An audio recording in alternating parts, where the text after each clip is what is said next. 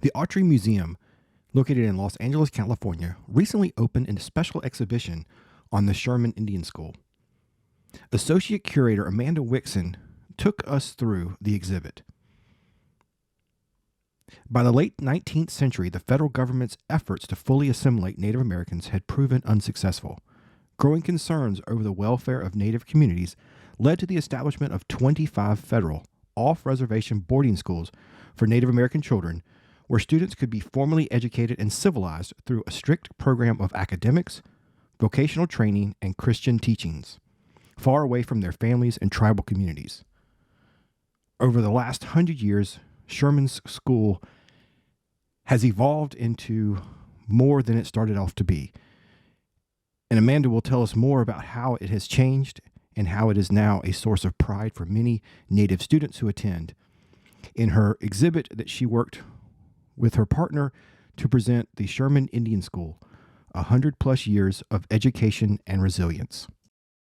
Sherman started, its origins were because of trying to solve this Indian problem of Indians already on the land as the westward expansion moved out.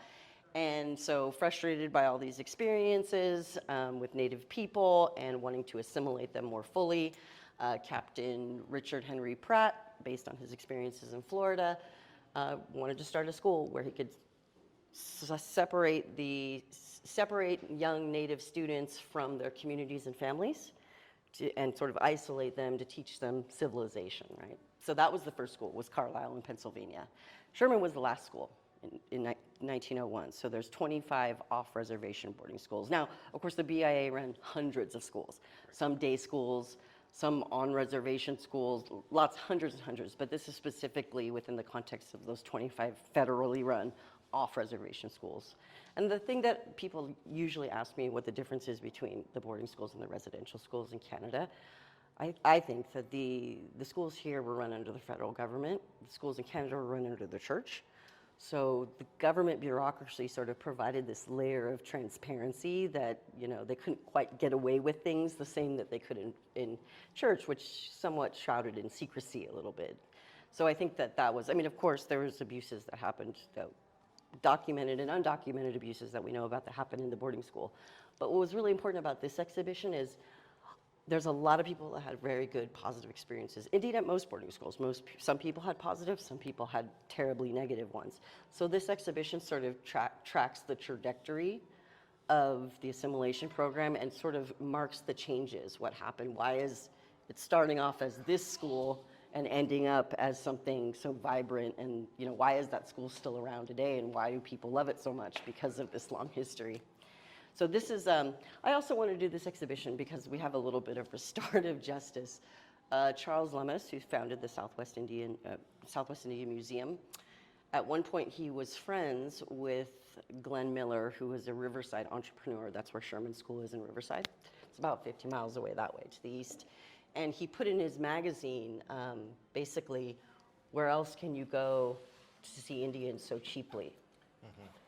Kind of helping out his friend, because Sherman began as this was the school. It began as it was a tourist attraction. Next door, the street cart stopped right here. Next door was a zoo.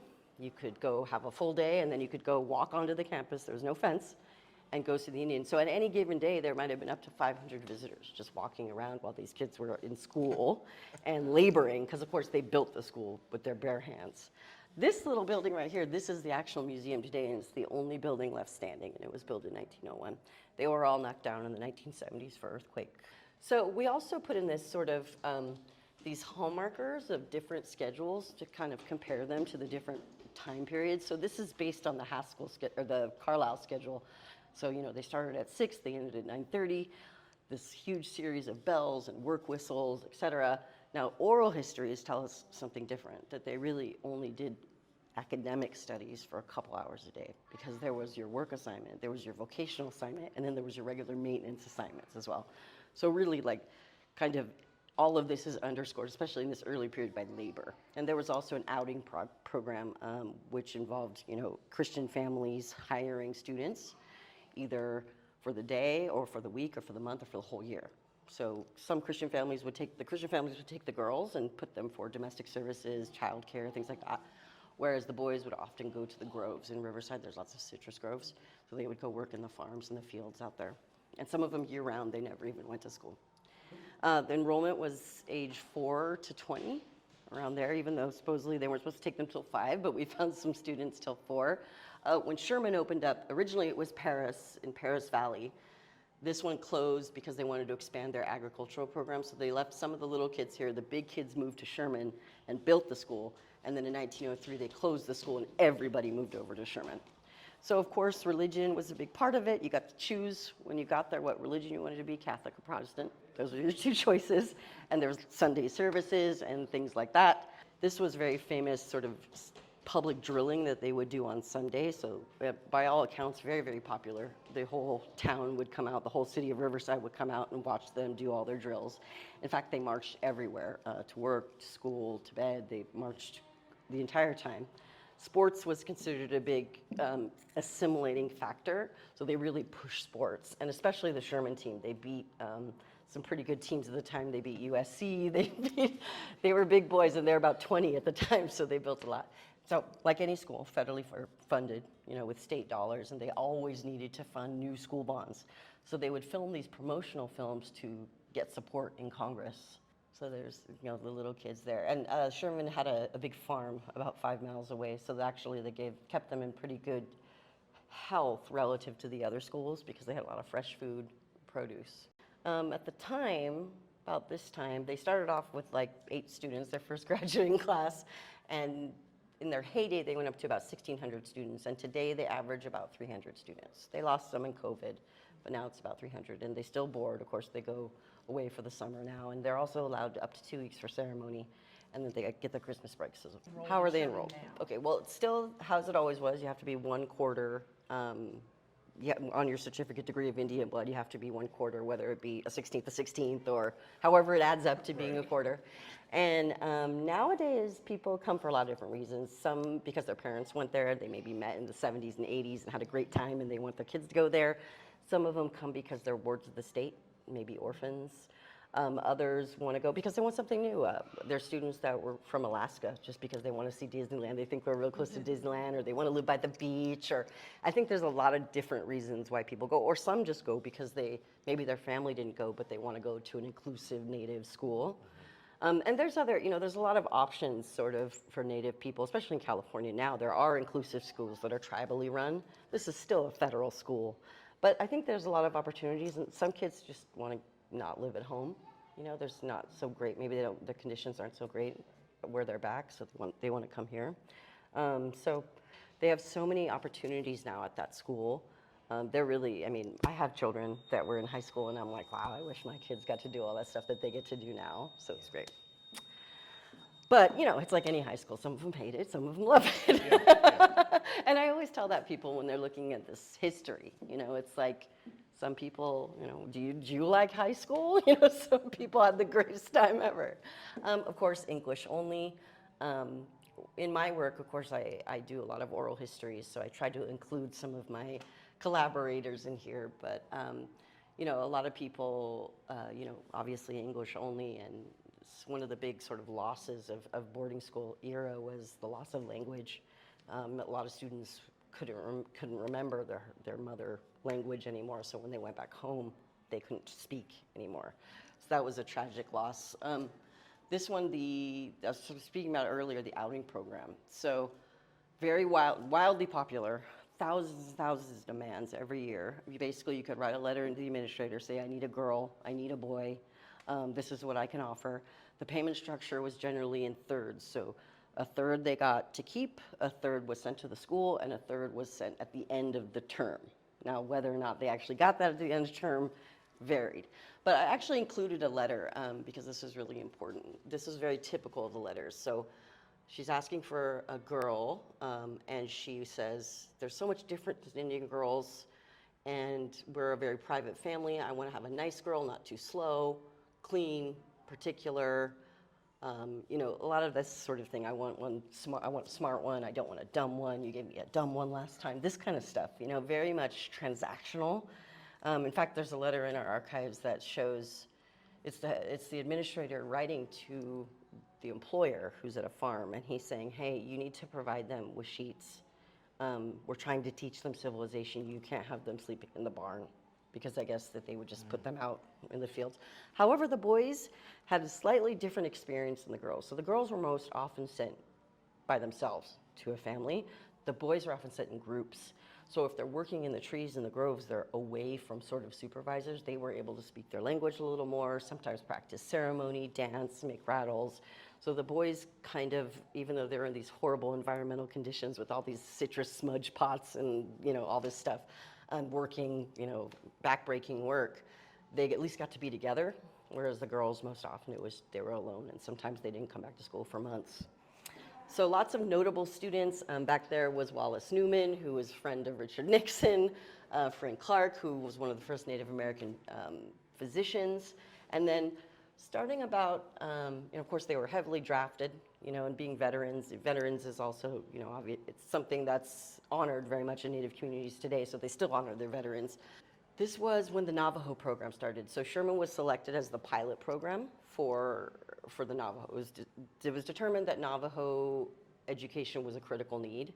Apparently the students weren't attending the classes that were offered on Navajo reservations, so they decided they need to focus all this boarding school energy just on Navajo. So all the other students left and focused only on Navajo starting about 1945. But then we see a major difference in what's taught because they sort of refocused on assimilation. And so as compared to the work whistles and the bells, these are some of those learning outcomes from this time period. So some very kind of abstract things like pride, honesty, having good manners, how to have a prayerful attitude, some kind of learn to dress appropriately in matching colors. Kind of strange, like not so much, not that was academically focused, but neither was this. You know, this is very much like moral living and trying to instill these kind of, I don't even know how you would begin to teach some of this stuff. But, and also I think this quote very much encapsulates the time period. You learn to talk like a white man, you learn to speak English, you learn the white man's songs, you learn to behave like a white man, you learn to eat the same foods. This was applied in every case, including marriage. They actually encouraged students to get married there because that was considered a good form of assimilation. But also, you know, some students from this time period loved it because they were around so many other community members. This was all from one tribe, so they knew each other, whereas those ones necessarily didn't know each other. The success of the Navajo program eventually went out to the other schools, so the other schools started implementing it. In about late 50s, early 60s, they decided they didn't need to focus on it anymore, and they let everybody else back in. But something changed. So in the 60s, with the civil rights movement, and Native people started getting a lot more rights, a lot more awareness was around, a lot more attention, and this was really reflected at Sherman. A lot of these students came back to work at Sherman, and some of them became teachers. So all of a sudden, you have more Native faces there in authority positions, and more students started to that resonated with them a lot more. So here you see, and also parents, the parents came back, and the parents decided that they weren't gonna stand for what was going on before, so they demanded a change in more Native-centered programming, more events, more rights really for students. And so here you see a completely different from there, right? You start to see things like powwow regalia. You get to have these tribal clubs, whereas back then it was like the badminton club, the mandolin club, debate society. Now you have like the Hopi club, the Apache club, the San Carlos Apache club. Like it's just very tribally specific. And so along with all these, you know, Native nations that are expressing their sovereignty, you start to see these emerging sovereignties within the school. A lot of tribal pride, individual tribal pride. And for a lot of kids at this time period, they went to find a wife. You know, they said, I didn't know there were so many other Indians in the world, you know, so they really kind of reveled in this at this time period. And that's when we started to, like I said, powwow and introduction of some more Native style traditions in terms of regalia and things like that. And also the parents came to visit. Before they were never really allowed to visit.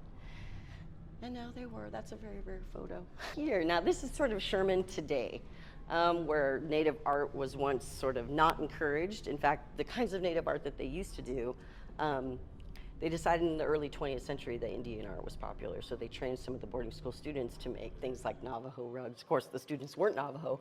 They didn't learn from a Navajo person. They learned from a kit, and they drew out their designs. So all the cultural lessons and knowledge was lost, but it turned a profit for the school. Totally not like that anymore. And now you have a lot more, a very robust art program and a lot of students that are expressing all of their tribal traditions. And then I love this, this one is very cool because it's all the tribes that were represented in that year. And then across the top of it, I have these very important dates. I've always said that Sherman really reflects what's going on in the world. So right now, we're in the middle of this boarding school initiative. Sherman Indian Museum was one of the founding members of the Native American Boarding School Healing Coalition.